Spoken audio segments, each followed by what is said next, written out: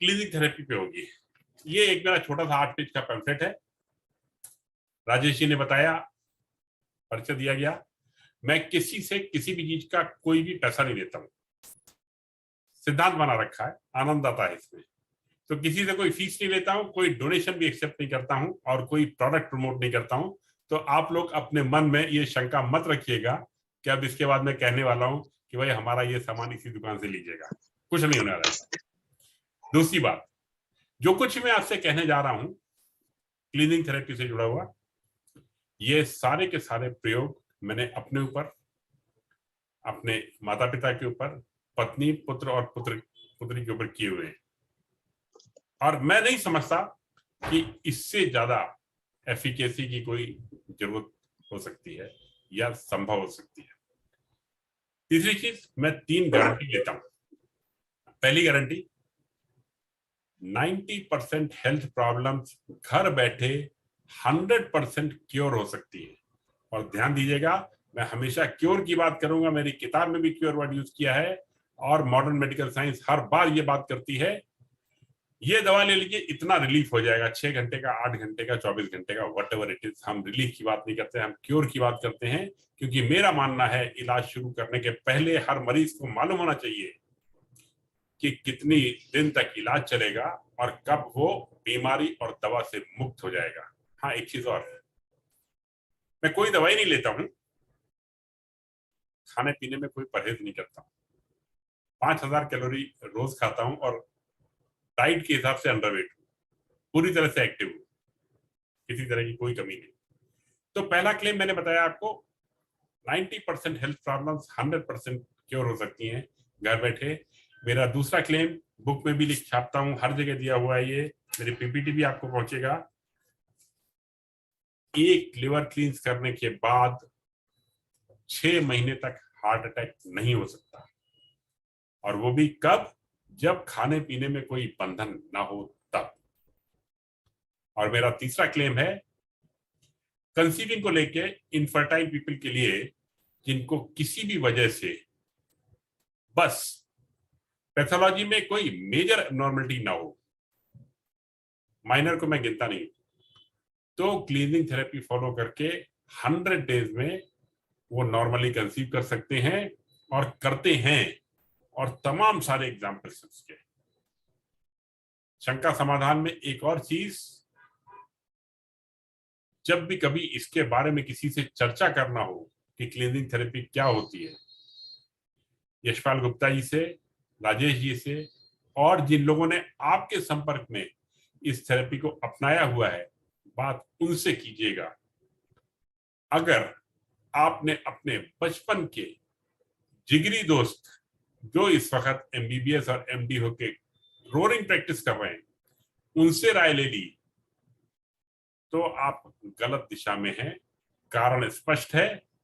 क्या आप उम्मीद करते हैं कि कोई भी एलोपैथिक डॉक्टर्स कभी भी होम्योपैथी को सपोर्ट करेंगे या आयुर्वेद को सपोर्ट करेंगे या एक्यूप्रेशर को सपोर्ट करेंगे?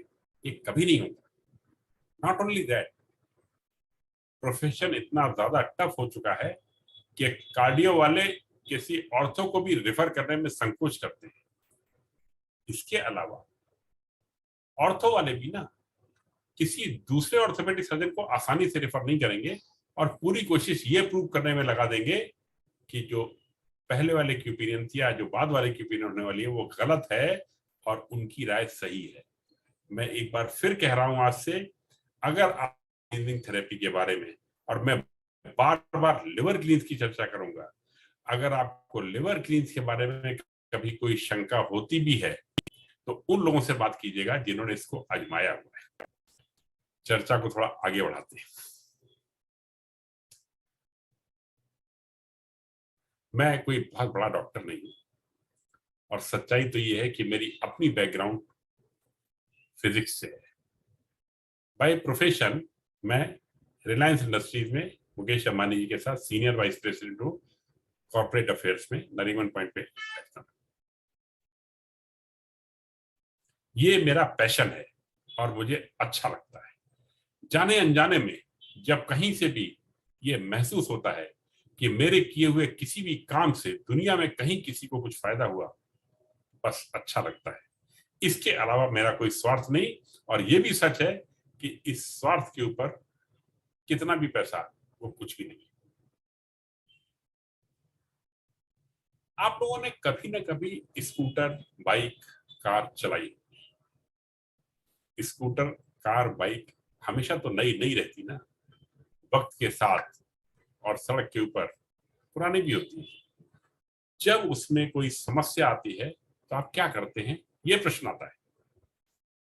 कभी आपने ऐसा सोचा या देखा कि आपका स्कूटर स्टार्ट नहीं हुआ, और जब स्कूटर स्टार्ट नहीं हुआ तो आपने सोचा इसकी जांच करा लेते हैं।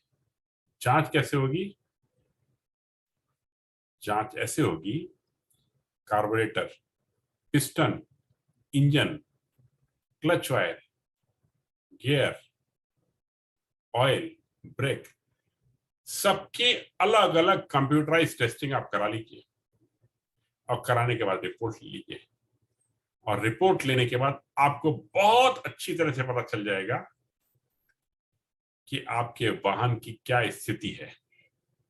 ये कहना मैं इसलिए जरूरी समझता हूं क्योंकि जब भी आपको कोई तकलीफ आती है, आप सब टेस्ट की तरफ भागते हैं और बेतहाशा भागते हैं।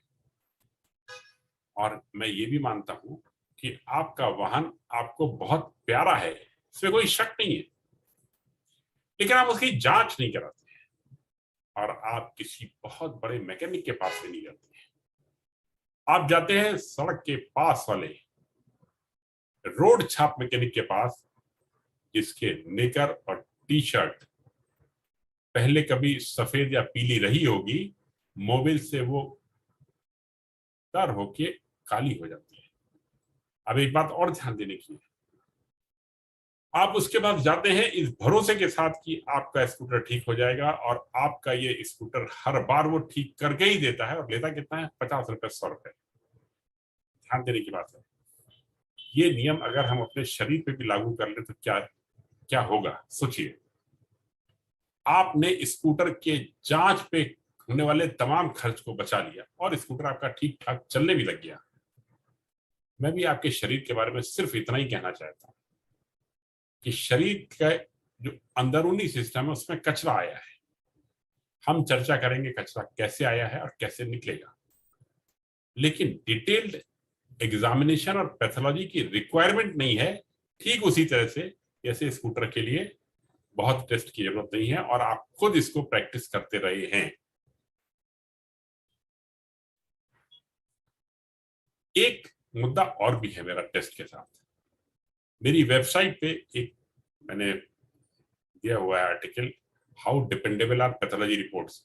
ये सब आप लोग कभी करते नहीं है, मुझे जरूरत होती है क्योंकि मुझे आपके सामने आना होता है। एक ही बेड पे लेट के एमजीएम हॉस्पिटल वाशी में, यहाँ मैं न्यू बॉम्बे बेस्ड हूँ, आज सुबह 8:30 बजे और परसों सुबह 8:30 बजे 2 दिन के गैप में एक ही बेड पे लेट के मैंने अपना कंप्लीट अल्ट्रासाउंड एग्जामिनेशन कराया। और जो रिपोर्ट्स आई वो हैरान कर देने वाली थी। मसलन एक पे किडनी की साइज 9.9 थी, दूसरे में 11.1 थी। मुझे भी मालूम है 9.9 और 9.8 में कोई फर्क नहीं है, इतना हो सकता है, लेकिन 1.2 सेंटीमीटर का डिफरेंस बहुत ज्यादा होता है। एक में फैटी लीवर दिखाया था, दूसरे में नॉर्मल लीवर दिखाया था।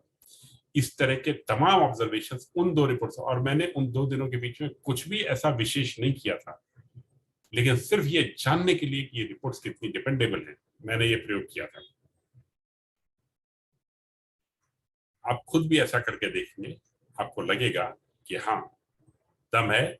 और इन रिपोर्ट्स पे की महत्वता या इंपॉर्टेंस बहुत ज्यादा नहीं है, लेकिन आप आंकड़ों में जूझे रहते हैं कि गॉलब्लैडर का स्टोन आज 5.4 mm का है, सॉरी, हाँ, 3.2 mm, 3.2 सेंटीमीटर का या 3.1 सेंटीमीटर का है, आप उसी को ब्रह्म वाक्य मान लेते हैं। तो मेरा ये कहना है, रिपोर्ट्स पे ध्यान ना दें। ध्यान किस पे दें? सिम्टम्स पे ध्यान दें। एक और घटना, एक बहुत बड़ा हॉस्पिटल है अमेरिका का, मेयो क्लिनिक। एक दिन का खर्चा 10 लाख रुपए। वहां के 6 सीनियर टॉप कार्डियोलॉजिस्ट एक बहुत ही इम्पोर्टेंट इसलिए कह रहा हूं क्योंकि जो उस हॉस्पिटल में जाएगा वो इम्पोर्टेंट ही होगा, वरना 10 लाख रुपए हमारा तो सोच भी नहीं सकते। उनकी तमाम जांच करने के बाद, इसमें 2D, इको, ईसीजी, ट्रेडमिल, सब कुछ, सारे ब्लड टेस्ट, 6 डॉक्टरों की कमेटी बैठती है और ये राइटिंग में ओपिनियन देती है कि इनका जीवन अब अधिकतम मैक्सिमम 72 घंटे का बचा हुआ है। मेरा सवाल आपसे ये आता है कि ये रिपोर्ट आने के बाद आपको कैसा लगेगा? कोई कहेगा बिल लिखा लीजिए, कोई कहेगा पैसे का बंदोबस्त कीजिए, कोई कहेगा रिश्तेदारों को बुला लीजिए। जरा सोचिए, हम में से आपको भी कई बार याद आती है दादी माँ, नानी माँ की, जो कई परेशानियों में घरेलू इलाज में इसबगोल, नींबू का अचार या पुदीना हरा दिया करती थी और ठीक भी हुआ करते थे। ठीक हुआ करते थे तभी तो आपके चेहरे पे भी आ रहा है, हाँ ऐसा होता था, तो वो ठीक हुआ करते थे। और इनका रेफरेंस किसी और वैसी किताब में नहीं मिलता। मेरा सिर्फ ये मानना है कि एक बार सोचना शुरू कीजिए कि अगर तमाम टीम ऑफ डॉक्टर्स ने कह दिया कि बीमारी लाइलाज है, ये उन डॉक्टर्स की ओपिनियन हो सकती है, ये यूनिवर्स की ओपिनियन नहीं हो सकती है। और जो मेरे वीडियो जिनका लिंक हम आपको बताएंगे, मैंने पहले वीडियो में ये बताया है कि 2004 में मैं अपनी समस्याओं से इतना परेशान था कि मैं एक मित्र के पास ये पूछने के लिए गया था कि मरने का कोई आसान तरीका बता दीजिए, क्योंकि जिंदगी में कुछ बचा नहीं था। और वहां से आते आते वो यात्रा का आज ये पड़ाव हो जाएगा, ये मैंने भी 18 साल पहले नहीं सोचा था। तो मेरा ये कहना है कि कोई भी समस्या क्यों ना हो, बस एक बार सोचना शुरू कीजिए, और जब आप सोचना शुरू करेंगे तो आगे से आगे रास्ते निकलते चले आएंगे और बहुत रास्ते निकलेंगे। और मेरे हिसाब से कुछ भी मुश्किल नहीं है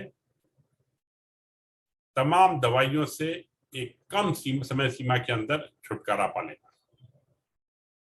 अगली चीज, कभी आपने डिस्कवरी चैनल, एनिमल प्लैनेट ये सब देखे हुए? ध्यान दीजिएगा, हिरण का झुंड भागता है, गाय का झुंड भागता है। हमारे यहाँ तो मुश्किल से 2, 3, 4, 5 साल के बच्चे भागते हैं, और हम लोगों की उम्र तक आते आते अक्सर चलना भी थकाऊ हो जाता है। एक ये मुद्दा था कि ये क्यों होता है, हम क्यों थकते हैं और जंगल में क्यों नहीं जानवर थकते हैं? कारण ये है कि वो कच्चा खाना खाते हैं और उनकी लाइफ में पोजीशन नहीं होता। और हमारे जीवन में पका खाना हमारे जिंदगी का इंग्रेडिएंट बन चुका है। और पोजीशन ये दूसरी समस्याओं की जड़ है कि दरवाजे के अंदर जो कुछ है वो हमारा है और दरवाजे के बाहर जो कुछ है वो हमारा नहीं है। ये एक चीज हुई। दूसरा ध्यान एक इसी घटना से दिलाता हूं। जंगल में जो जानवर होते हैं ना, उनमें बुढ़ापा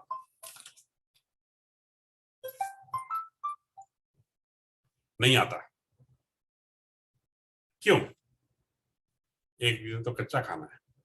हमारे यहाँ बुढ़ापा जो है ना, बुढ़ापा और बीमारियां ये इतनी आसानी से आती हैं। इसका उदाहरण देता हूं, आपको आनंद आएगा इसमें कि बुढ़ापा क्या होता है।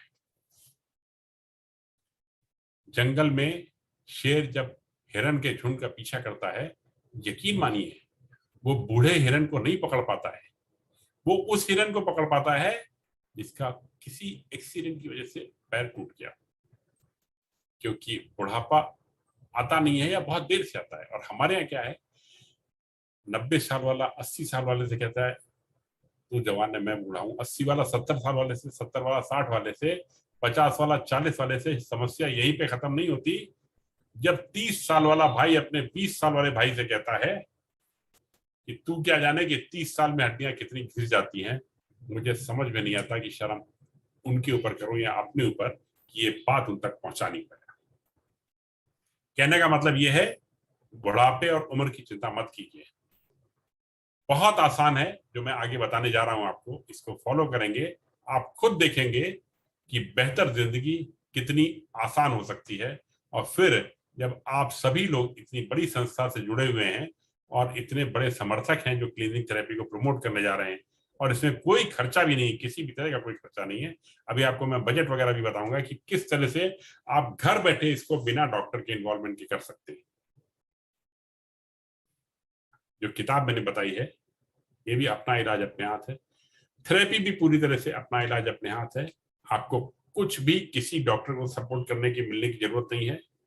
और ये थेरेपी इस वक्त government of India, ministry of health, department of health research के साथ विचाराधीन है। मैंने जियो टॉक दिया हुआ है, जो हिंदुस्तान का सबसे बड़ा टॉक है। और अब मुझे भी लगता है कि इसके प्रचारक और समर्थक बहुत ज्यादा बढ़ते चले जा रहे हैं, क्योंकि लोग देख रहे हैं कि ये कितनी स्ट्रांग है। हम आगे बात शुरू करते हैं कि बीमारियां आती कहां से हैं। मैंने बताया कुक फूड पॉल्यूशन, दो चीजें बताई। प्रदूषण,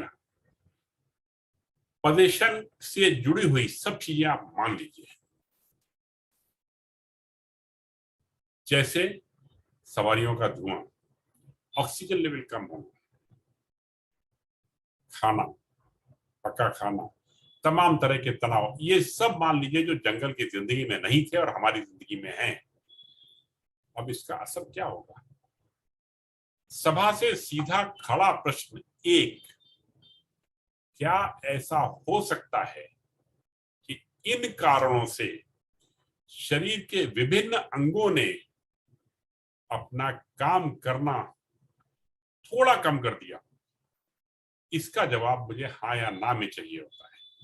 मेरा प्रश्न बिल्कुल सिंपल है कि कुक्ड फूड पॉल्यूशन, प्रदूषण, इन सब के चलते क्या ऐसा हो सकता है कि हमारे शरीर के अंगों ने अपना काम करना थोड़ा कम कर दिया हो?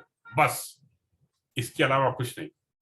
और अगर आपको लगता है कि ऐसा नहीं हुआ है, तो आपको इस सभा की आवश्यकता नहीं है।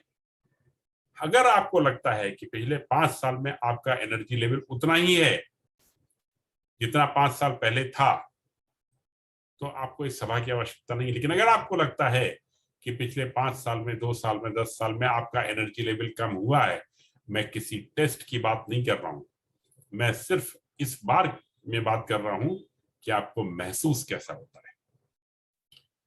तो हम सब के शरीरों ने अपना काम करना कम किया है। ये मुद्दा बाद का है कि 10% कम किया है, 20% कम किया है, 40% कम किया है, वो बात की बात है। पहले तो ये कि कम किया है या नहीं।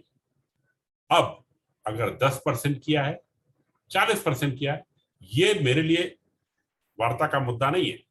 मैं तो ये जानना चाहूंगा कि क्या आप चाहते हैं कि अगर शरीर के अंगों ने अपना काम करना कम किया है, तो एक बार उनको अपनी पुरानी शक्ति वापस मिलने का मौका दिया जाए? सिर्फ इतनी सी बात। और जो मैं बात कह रहा हूं, इसमें आपके साथ के कई लोगों ने ये प्रयोग किए हुए हैं, और वो सब इस बात के गवाह हैं कि yes, it is possible and it should be done. और इसीलिए हम और आप यहां सभा में साथ साथ हैं।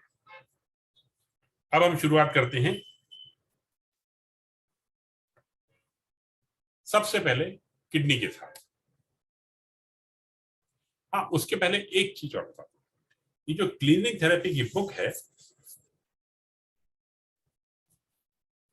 इसमें कौन कौन से क्लींस हैं? Kidney cleanse, acidity cleanse, liver cleanse, joint cleanse, colon cleanse, hair cleanse, mouth cleanse, thyroid cleanse, lung cleanse, ovary and PCOS cleanse, uterus cleanse, fertility cleanse, fallopian tube cleanse, vagina cleanse, conceive naturally, और इसके अलावा eye cleanse, ear cleanse, pancreas cleanse, total मिला के 28 क्लींस हैं। 7 पे video बने हुए हैं। इसके अलावा 40 वीडियो मैंने अभी और बनाए हैं अलग अलग क्लींस के ऊपर, और फाइन पॉइंट्स को इंक्लूड करके। 14 के करीब ये किताब में है, और इसके अलावा जो है वो वेबसाइट में, जो बहुत छोटे छोटे थे और बहुत पॉपुलर नहीं थे। जैसे हमारा आई क्लींस है, आंखों की रोशनी को बढ़ा देता है और ज्यादा टाइम भी नहीं लगता।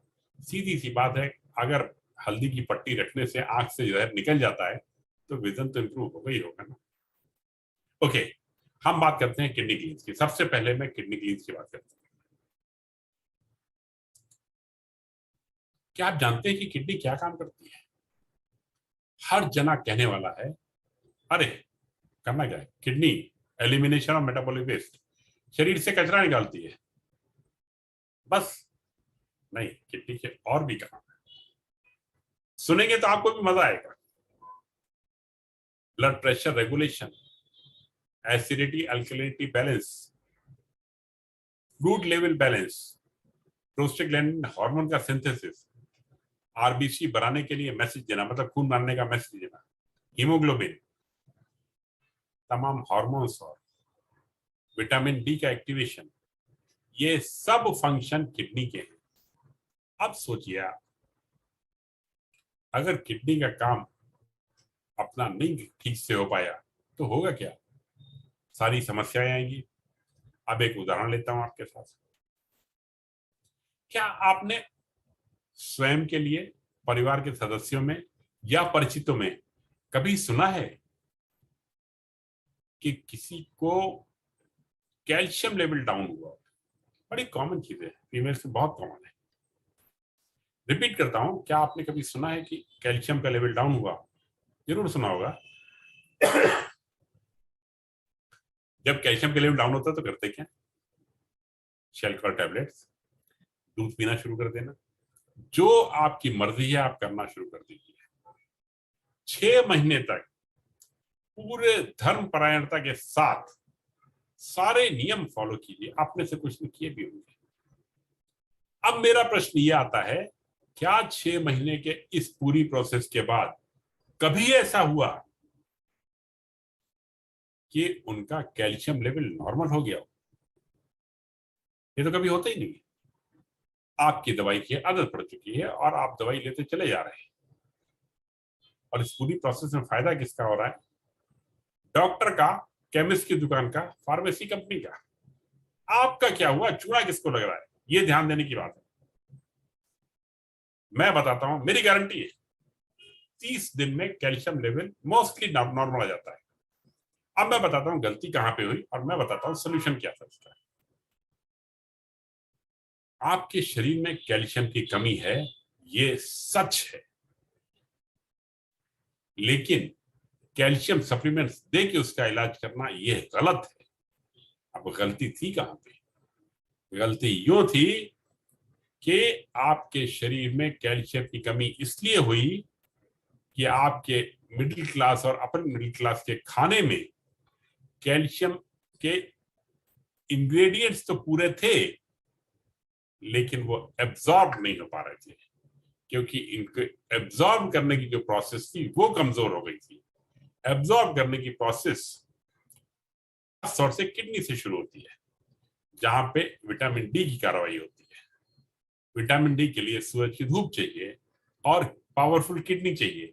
वो जब नहीं थी तो एब्जॉर्प्शन कमजोर हो गया। जब एब्जॉर्प्शन कमजोर हुआ तो आपने सप्लीमेंट्स लेना शुरू किए। थोड़े दिन तो अच्छा लग सकता है, लेकिन सप्लीमेंट्स लेने के बाद तो नेचुरल एब्जॉर्प्शन और भी कमजोर हो जाता है। और जब नेचुरल एब्जॉर्प्शन और भी कमजोर हो जाएगा, आप समझ सकते हैं क्या होगा। थोड़े दिन में स्टोन बनने लग जाते हैं और अन्य तकलीफें बढ़ जाती हैं और आदत पड़ जाती है। तो अगर आप चाहते हैं कि कैल्शियम लेवल ठीक हो जाए तो ये तरीके बहुत आसान है। क्लीनिंग थेरेपी से उनका हम एब्जॉर्प्शन इंप्रूव कर देते हैं। विस्तृत चर्चा आगे करेंगे इस बारे में। अब आते हैं एक और एग्जाम्पल पे, जो आपके घर का ही एग्जाम्पल है। एग्जाम्पल बिल्कुल सिंपल है। आपने कभी सुना है कि किसी को पीठ में दर्द हुआ हो, बैके की प्रॉब्लम?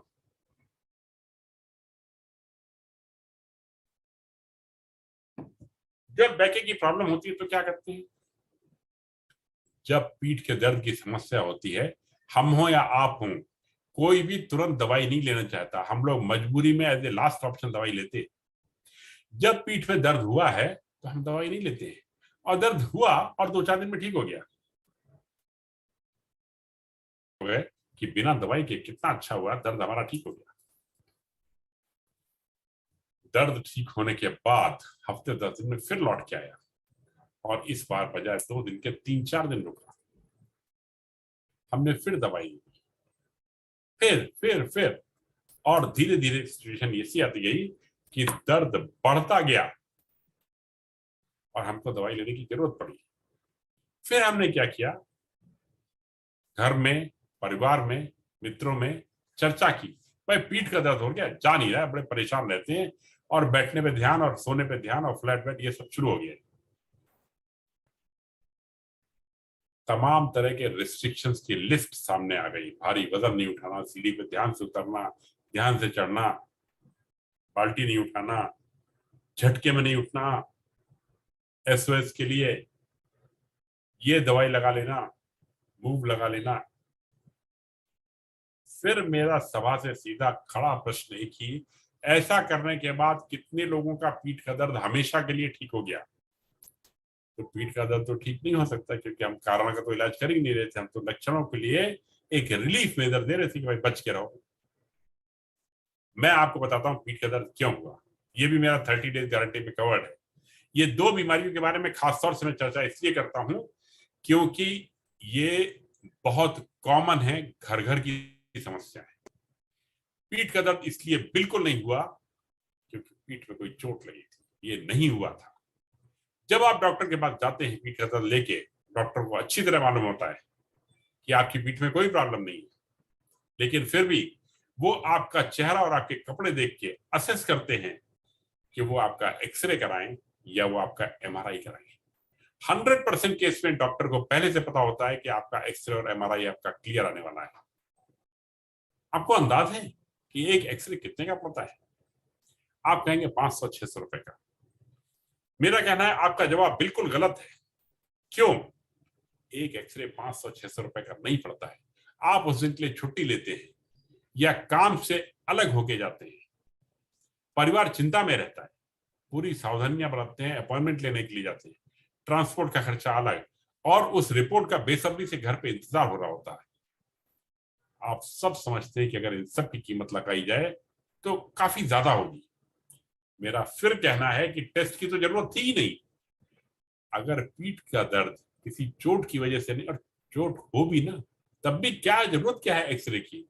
स्कूटर का फार्मूला याद कीजिए। स्कूटर में आपने टेस्ट नहीं कराया था, इलाज कराया था। अभी भी आपको टेस्ट की नहीं जरूरत है, आपको इलाज की जरूरत है। मैं बताता हूं इलाज आएगा कहां से और बीमारी थी कहां पे। कुक्ड फूड, पदेशन, पोल्यूशन, इन सब की वजह से बॉडी में टॉक्सिन्स का लेवल बढ़ता चला गया। नेचर ने इसके लिए कभी परमिशन नहीं दी थी। नेचर ने तो कभी कहा भी नहीं था कि खाना पका के खाओ। आज भी कोई जानवर खाना पका के नहीं खाता है। इन सब कारणों से शरीर में टॉक्सिन्स का लेवल बढ़ता चला गया और अक्सर 30, 35, 40 साल की उम्र में जब टॉक्सिन्स का लेवल थ्रेशोल्ड लेवल से क्रॉस कर गया तो बॉडी ने L4, L5, ये वीक स्पॉट होता है बॉडी का, क्योंकि हम सब अक्सर थोड़ा ज्यादा वेट लिए रहते हैं, तो उस वीक स्पॉट पे बॉडी ने सिग्नल दिया कि ये दर्द है, समझ जाओ, क्योंकि बॉडी में टॉक्सिन्स का लेवल ज्यादा है। बजाय इसके कि हम टॉक्सिन्स का लेवल कम करें, हमने तो कुछ और चालू कर दिया कि उस दर्द को दबा दें, और उस दर्द को दबाने के लिए चाहे जितना भी एक्सरसाइज आप कर लीजिए, जो मैंने एग्जांपल दिए थे, दर्द नहीं जाएगा। लेकिन अगर क्लीनिंग थेरेपी फॉलो करके आपने शरीर से जहर बाहर निकाल दिया, आपको ना एक्सरे की जरूरत थी, ना एमआरआई की जरूरत थी, बस सीधे सीधे दर्द चला गया, खत्म। और वो तब तक वापस नहीं आएगा जब तक कि वापस शरीर में टॉक्सिन्स का लेवल उतना ही नहीं हो जाता, और इसमें काफी वक्त लगता है, ये तुरंत तुरंत नहीं हो जाता है। टॉक्सिन्स का ये जमावड़ा एक दिन या एक हफ्ते या एक महीने का नहीं होता। एक बार में जो टॉक्सिन्स निकलते हैं उनको वापस आने में काफी समय लगता है। ये हुई बात किडनी के बारे में कि फंक्शंस, और इस तरह से हम किडनी ब्लड प्रेशर रेगुलेशन का काम करती है। हम किडनी बॉडी में फ्लूइड बैलेंस का काम करती है। हम 2 लीटर पानी पिए या एक गिलास पानी पिए, किडनी मेंटेन रखती है उसको कि हमको कितना पानी रखना है, कितना निकालना है। सोचिए अगर किडनी कमजोर हुई तो कहां कहां फर्क पड़ेगा, ये जानने वाली बात है। इसीलिए, और दूसरी बात, हमारे शरीर के सभी अंग आपस में एक दूसरे से जुड़े हुए, तो हमारा एक क्लींस और क्लींस को भी इफेक्ट करता है। और सबसे ज्यादा चर्चा हम करेंगे लिवर क्लींस के बारे में वक्त आने पे। अभी हम खाली किडनी क्लींस की चर्चा करने जा रहे हैं। मैं आपको भुट्टे के बाल दिखाना चाहता हूं। किडनी क्लींस के लिए हम भुट्टे के बाल या पार्सली की पत्ती या तरबूज के बीज कूट के इनका इस्तेमाल करते हैं। इनको उबाला जाता है। इनको उबालने के बाद इनका पानी पीना होता है। इस पानी को पीने से किडनी के अंदर के नेफ्रॉन्स शॉर्ट टर्म के लिए हाइपर एक्टिवेट हो जाते हैं और खून में से कचरा निकाल के साफ कर देते हैं। और इमेजिन कीजिए 35, 40, 50 साल का कचरा अगर चौथाई भी निकल गया, और इतना निकल जाता है, एक ही बार निकल जाता है, अगर चौथाई भी निकल गया तो आप सोच सकते हैं लाइफ कितनी बेहतर हो जाएगी। तो प्रोसेस एक बार फिर से बताता हूं। एक मिनट की मैं देखता हूं अगर कितनी बाल रखे हो, दिखाता हूं आपको।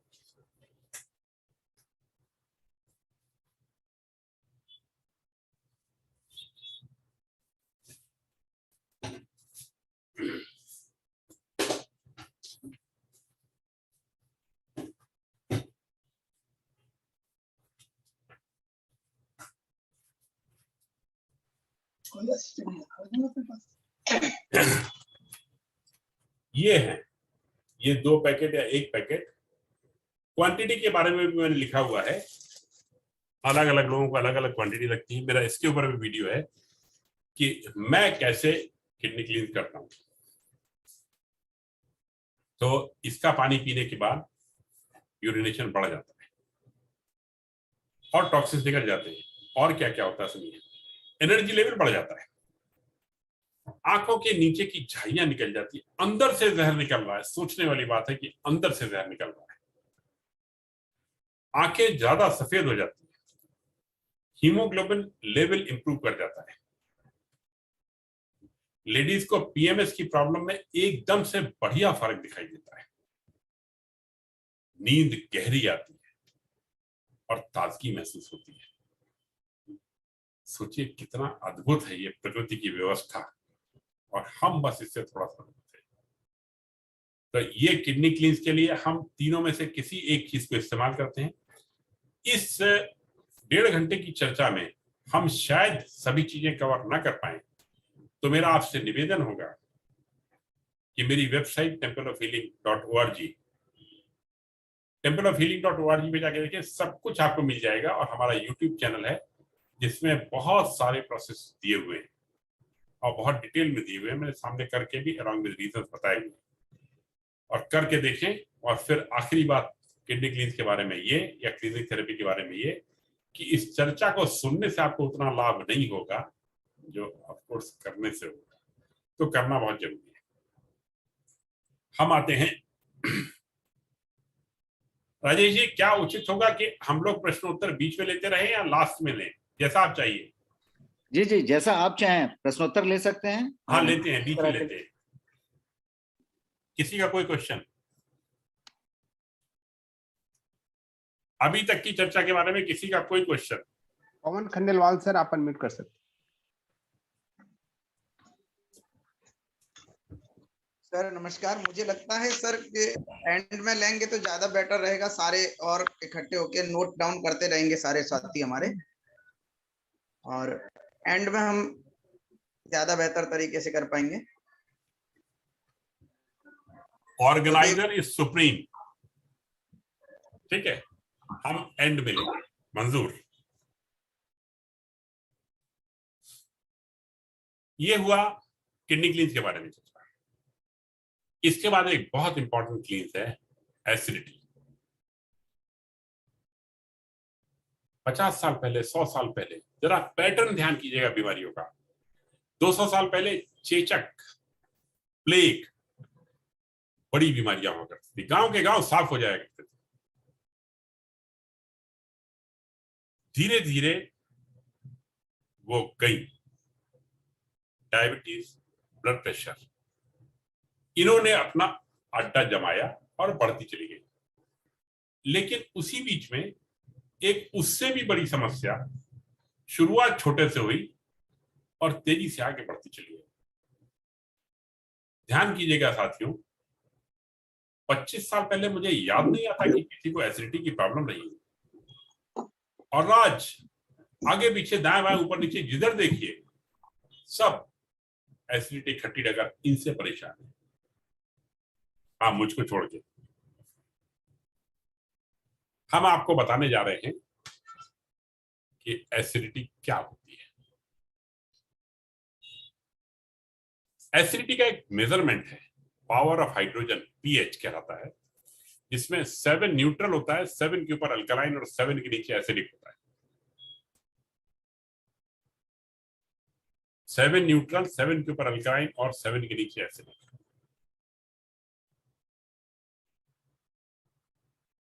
हमारी बॉडी में पीएच के 3 मुख्य मेजरमेंट्स हैं। सबसे पहला है ब्लड, जिसका पीएच लेवल 7.4 या 7.35 से 7.45 की रेंज में रहता है। Blood slightly alkaline. दूसरा है स्पाइनल कॉर्ड का फ्लूइड, जिसमें मैसेजिंग होती है, संदेश ऊपर से नीचे तक स्पाइनल कॉर्ड के फ्लूइड से जाते हैं। पीएच 7.4। और तीसरा है हमारी सलाइवा का pH. Newly born, normal delivery, जिसकी मां प्रेगनेंसी में कोई दवाई ना खाई हो और रॉ फूड लिया हो, जैसा जंगल के नियम थे, तो उस न्यूली बॉर्न बेबी के सलाइवा का पीएच 7.4 होता है। ये प्रकृति की व्यवस्था है। और 7.4 पीएच वाला बच्चा कैसे भागता है, जैसे जंगल के हिरन। ठीक है, अब देखिए फर्क कहां कहां आया। ये व्यवस्था की प्रकृति ने रखा हमको जंगल में, जहां हवा का पीएच 7.1, 7.2, क्योंकि ऑक्सीजन लेवल बहुत हाई है और वहां पे जंगल बहुत है और कोई पोल्यूशन नहीं। ये प्रकृति ने बनाया। दूसरी चीज, पानी। जंगल में बहने वाला पानी भी अल्कलाइन होता है, और शहर में बहने वाला पानी और नलों में आने वाला पानी एसिडिक होता है।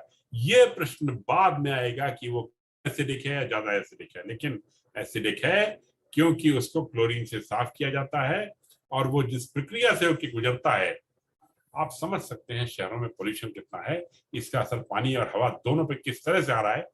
एक बार सिर्फ कल्पना करके देखें। ये हुई बात हवा और पानी की। खाने के लिए प्रकृति ने इंसानों के लिए बनाया कच्ची हरी सब्जियां, जैसे बकरी खाती है। ये प्रोविजंस है ह्यूमन बींग्स के लिए। अब हमने क्या किया, पहली चीज इसको पकाना शुरू किया, और दूसरी चीज चाय, coffee, soft drinks, hard drinks, सभी तरह की शराब, सभी तरह का नॉनवेज फूड, ये सब कुछ एसिडिक है। ये चर्चा बाद में कि कम एसिडिक है, ज्यादा एसिडिक है, लेकिन ये सब कुछ एसिडिक है। अब आप देखिए, जंगल ने जो नियम बनाए थे और जो हमने तोड़े बार बार, कई कई बार, कितना फर्क आता गया। और ये बॉडी भी आखिर कितना साथ देगी। जब तक बस चला तब तक चला, जब नहीं चला तो सिम्टम्स देने लग गई। एक और मजेदार बात बताऊं, आपके घर में खासतौर से 50+ में मान लेते हैं, क्योंकि ये बीमारियां अक्सर बच्चों में नहीं आती। पेन इन जॉइंट्स, आप जाएंगे एक्सरे कराने के लिए, ऑर्थोपेडिक सर्जन, मैं बताता हूं जोड़ों में दर्द का कारण क्या होता है, और मैं 1 महीने में गारंटी देता हूं, पूरा नहीं तो आधा तो निकल ही जाएगा। और निकलने का मतलब ये है कि दोबारा लौट के नहीं आएगा, क्योंकि इलाज में और रिलीफ, क्योर और रिलीफ में बहुत फर्क है। कितना फर्क है बताता हूं। ज्वाइंट पेन के लिए पेन किलर देने से आपको 6 घंटे के लिए बड़ा अच्छा लगेगा कि आप ज्वाइंट फ्री हो गए। अब सुनिए ज्वाइंट पेन की शुरुआत कैसे हुई। टॉक्सिन्स एक अलग चीज है, वो हम ज्वाइंट क्लीन में चर्चा करते हैं, लेकिन एक बेसिक चीज समझिएगा। हम कुछ भी खाते हैं, organically grown raw vegetables alkaline थी, बाकी सब एसिडिक था। हरी सब्जियां पका के अल्कलाइन रहती हैं, लेकिन इफेक्ट कम हो जाता है। ये सब हमने आपको बताया। बार बार रोज रोज लगातार एसिडिक खाना खाने से आखिर होगा क्या? सलाइवा का पीएच डाउन होने लगेगा। सलाइवा का पीएच 7.4 से 3, 7.2, 7.1, 6.9, हम लोग औसतन 5.5 पीएच वाले सलाइवा पे हैं। इसका मतलब शरीर अंदर से एसिडिक ठीक ठाक हो चुका है। अब एक कदम और आगे बढ़ते हैं। स्पाइनल कॉर्ड का फ्लूइड और खास तौर से ब्लड का पीएच 7.4 मैंने बताया, और ब्लड को चलने के लिए अपना पीएच मेंटेन करना जरूरी है। और ब्लड आपसे कह रहा है कि हमको अल्कलाइन चाहिए, और उसका संदेशा आप तक नहीं पहुंच रहा है।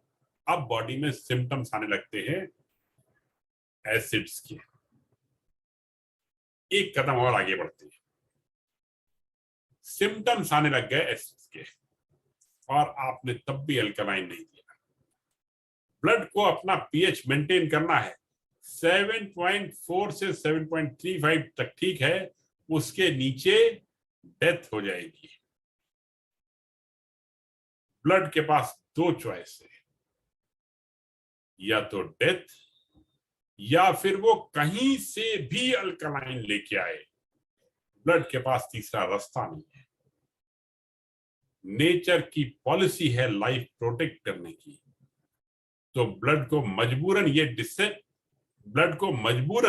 ये डिसीजन लेना पड़ता है कि कहीं से भी अल्कलाइन लेके आओ, लाइफ चलती रहनी चाहिए। और आप अल्कलाइन दे नहीं रहे। अल्कलाइन क्या है? Calcium, zinc, magnesium, manganese, phosphorus, समझ सकते हैं आप। आप दे नहीं रहे हैं, ब्लड को चाहिए वरना डेथ हो जाएगी। ब्लड का काम है डेथ को रोकना, तो ब्लड आपके शरीर से अल्कलाइंस खींचता है तोड़ के आपकी मांसपेशियों से और आपकी हड्डियों से। ये अल्कलाइन इसलिए जाता है क्योंकि आपकी लाइफ चलती रहे।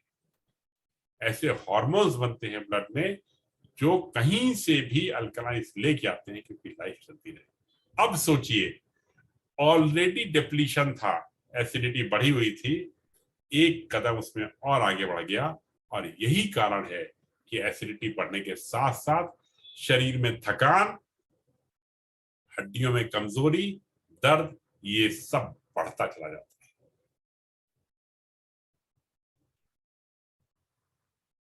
ये तो हुई समस्या, और मुझे उम्मीद है कि समस्या आपको रजिस्टर हुई होगी, आप पकड़ पाए होंगे उसको ठीक से। अब इसका जवाब क्या है और सोल्यूशन क्या है? इसका सोल्यूशन भी आसान है, खासतौर से आजकल तो जाड़े के दिन। हरी सब्जियां कच्ची खाई जाए और ज्यादा खाई जाए। ये ध्यान दीजिएगा कि 40, 45, 50 साल का जो टॉक्सिन लेवल है ना, वो एक दिन में इससे कम नहीं होता। लिवर क्लींस बम्बार्डमेंट है जिसकी हम चर्चा आगे करने जा रहे हैं। हरी सब्जियों का जूस बहुत पावरफुल है। हरी सब्जियां क्या होती है? भरपूर होती है क्लोरोफिल से। केमिकल फार्मूला क्लोरोफिल का और ब्लड का केमिकल फार्मूला बहुत करीबी होता है। क्लोरीन और मैग्नीशियम के सब्स्टिट्यूशन से क्लोरोफिल ब्लड में कन्वर्ट हो जाता है और क्लोरोफिल को ग्रीन ब्लड कहा जाता है, और ये प्रकृति की व्यवस्था थी ऐसी, और हम तो पिज्जा बर्गर समोसा के चक्कर में क्लोरोफिल को भूलते चले जा रहे हैं। भाई देव फिर याद दिला दूं, मैं पिज्जा बर्गर समोसा भी जी भर के खाता हूं अभी भी, विदाउट रिस्ट्रिक्शन। मुझे कहना आपसे ये कि लाइफ स्टाइल में चेंज करने की जरूरत नहीं है। छोटी छोटी चीजें जान लीजिए, करेक्टिव मेजर्स लेते रहिए और लाइफ एंजॉय करते रहिए, क्योंकि खाना ठीक से न खाना भी पाप है। आगे बढ़ते हैं।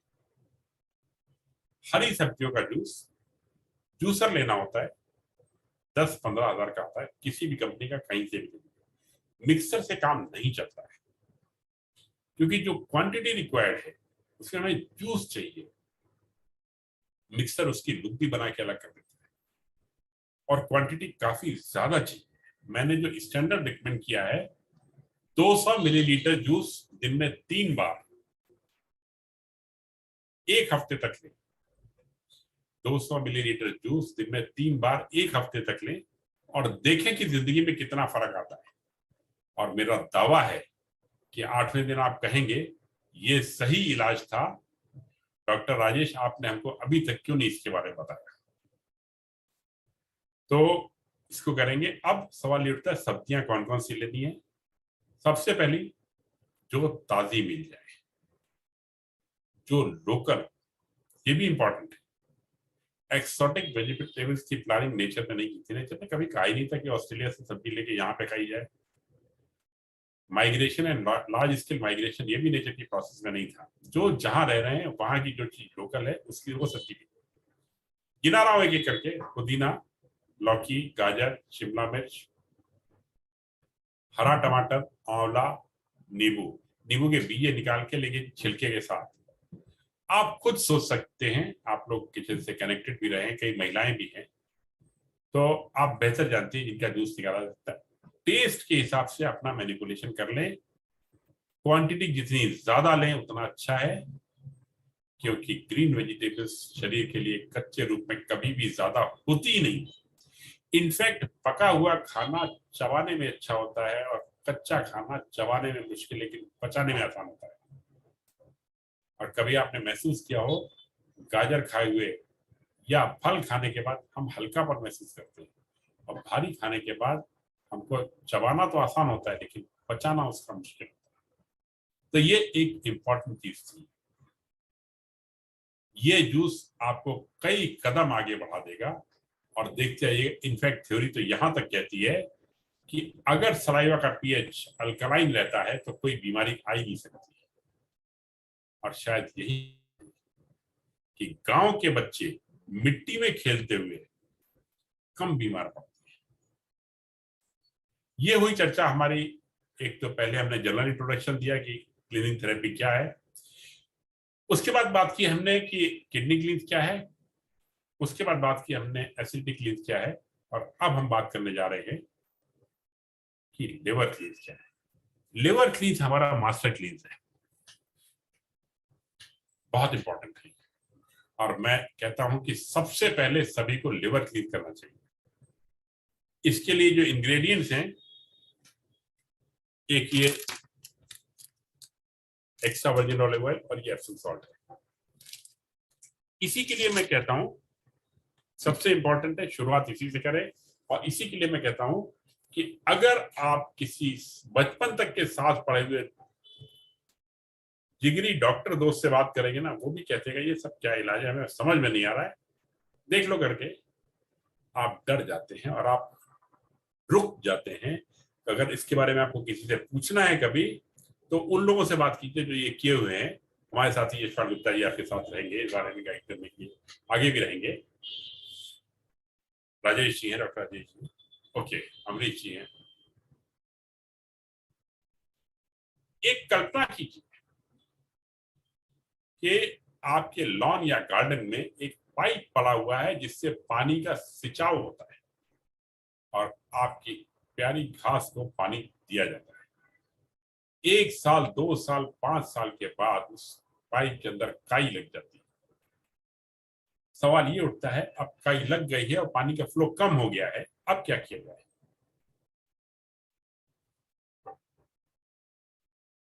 पाइप बदल लें। ये पॉसिबिलिटी नहीं, क्योंकि हम जो तुलना करने जा रहे हैं वो हमारे शरीर के आर्टरीज और वेन्स के साथ।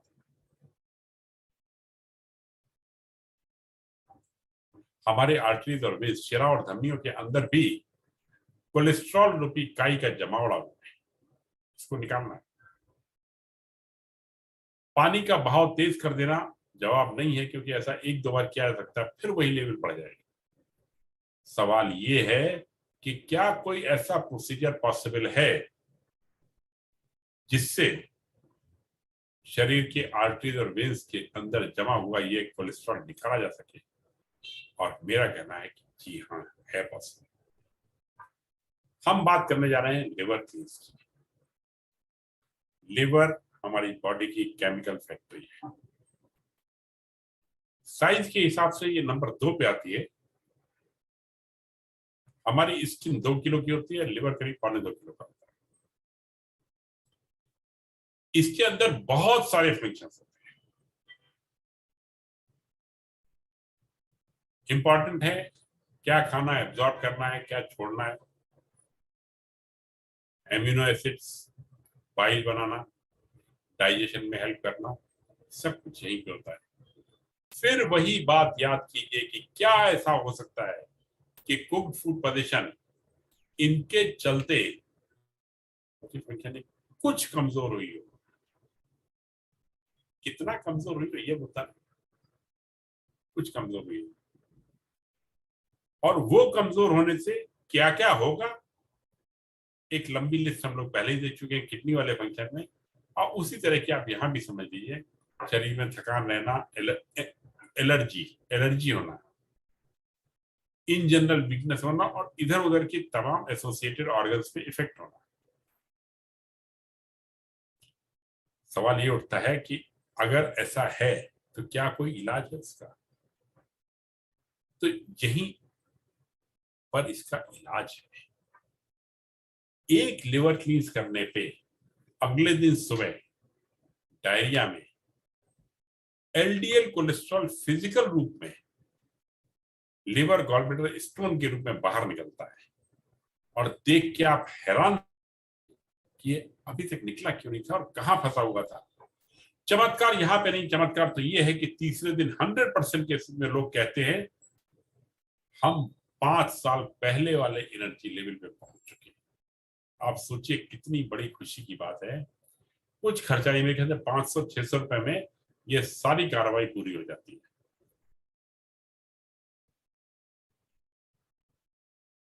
अब मैं इसकी डोसेज के बारे में चर्चा करूंगा। एक्स्ट्रा वर्जिन ऑलिव ऑयल हम ये 250 ml लेते हैं। मैं पसंद करता हूं ऐसा ऑयल जिसकी रीपैकिंग इंडिया में ना हुई। ये इटली और स्पेन से बन के आता है और ये हवा से बड़ी जल्दी रिएक्ट करता है, तो पूरी तरह से सील्ड होता है। तो यहाँ पे इंडिया में कॉस्ट सेव करने के लिए बड़ी बॉटल्स लेके उसको छोटी में रीपैक कर देते हैं। थोड़ा सस्ता पड़ जाता है लेकिन मजा थोड़ा सा कम हो जाता है। और ये है एप्सम सॉल्ट, इसको कोई भी यूज कर ले, इसमें कोई रिस्ट्रिक्शन नहीं। IPO, non IPO, food grade हो, नॉन फूड ग्रेड हो, खेतों में डालना वाला, जानवरों को देना, उसमें कोई भी इशू नहीं। एप्सम सॉल्ट में कोई इशू नहीं। तो 40 रुपए का एप्सम सॉल्ट और ये तेल जो भी है 500 रुपए का, ये लेके और एक जूस संतरे का, मौसमी का, ग्रेपफ्रूट का, मैं टेट्रा पैक भी यूज करता हूँ, क्योंकि इसमें मेन मेडिसिन जो है वो ये हमारा एक्स्ट्रा वर्जिन ऑलिव ऑयल है। और आप किसी भी कंपनी का इस्तेमाल कर सकते हैं। एक्स्ट्रा वर्जिन ऑलिव ऑयल आपके घर के पास के शॉपिंग मॉल के फूड सेक्शन में मिलता है। और इस वक्त जहां आप रह रहे हैं within 2 to 4 kilometre definitely मिल जाएगा, कोई इशू नहीं है इसमें, आराम से मिल जाता है। अब मैं आ रहा हूं इसकी डोसेज पे। अगर कल करना है जैसे, तो कल दोपहर में 2 बजे के बाद कुछ ना खाएं, लगभग कुछ ना खाएं। पहले भी हल्का नाश्ता लें या खाना लें जिससे कि बाइल इकट्ठा रहे शरीर में, गॉलब्लैडर में, और बाइल फोर्स से स्टोन को फेंके, ये उद्देश्य है। तो 2 बजे के बाद कुछ नहीं खाना है, 2 बजे के पहले हल्का खाना, ब्रेकफास्ट भी हल्का, 6 बजे एप्सम सॉल्ट की पहली पुड़िया पानी में घोल के लें। ये आपकी पहली डोज है। 8 बजे एप्सम सॉल्ट की दूसरी पुड़िया पानी में घोल के लें। ध्यान करें 2 बजे के बाद आपने कुछ नहीं खाया है और अगले दिन 11 बजे तक खाना भी नहीं है, लेकिन भूख नहीं लगती और तब भी अगर जान निकली जा रही है भूख के मारे तो कोई फ्रूट ले लें, वो भी जितना हल्का हो उतना अच्छा, पपीता वगैरह, और ठीक से चबा लें जिससे हमारा बाइल भी डिस्टर्ब ना हो। मैं कुछ भी नहीं लेता। 6 बजे एप्सम सॉल्ट, 8 बजे एप्सम सॉल्ट। रात के 10 बजे इस ऑयल में से 175 ml ऑयल फ्रूट जूस में मिला के लें